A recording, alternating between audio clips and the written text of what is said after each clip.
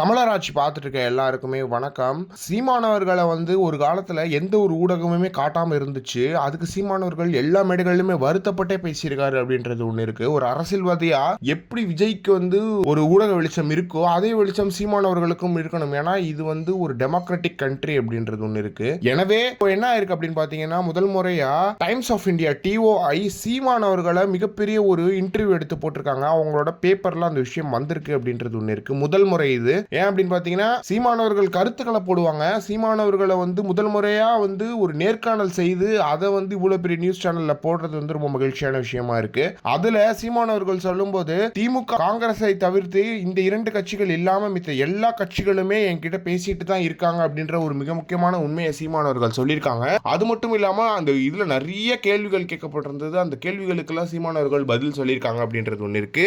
இந்த ஊடகமானது ஆங்கில ஊடகம். இது இந்திய முழுக்க போற ஒரு ஊடகம். இந்த ஊடகத்துக்கு சீமானவர்களுக்குன்னு ஒரு தனி பேஜ்ல இந்த மாதிரியான ஒரு விஷயத்தை கொடுக்கும்போது சீமானவர்களோட ரேஞ்ச் எப்படி இருக்கு அப்படின்றது தெரியுது. ஒரு காலத்துல லெட்டர்பாடு கட்சியின் கலாச்சிட்டு இருந்தவங்க எல்லாம் இன்னைக்கு பேசவே முடியாத அளவுக்கு பண்ணிட்டு இருக்காங்க.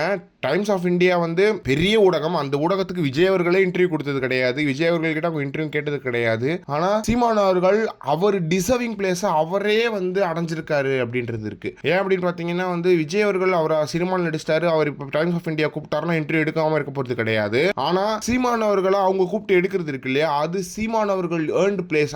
அவர் கஷ்டப்பட்டு உழைச்ச இடம் அது அப்படின்றது ஒண்ணு இருக்கு. எனவே என்னைக்குமே விஜயும் சீமான் அவர்களும் ஒன்னாக மாட்டாங்க. எனவே டைம்ஸ் ஆஃப் இந்தியாவுக்கு நன்றிகளை தெரிவிச்சு. இதை பத்தி நீங்க என்ன நினைக்கிறீங்க அப்படின்றத மறக்காம கமெண்ட் பாக்ஸ்ல சொல்லுங்க.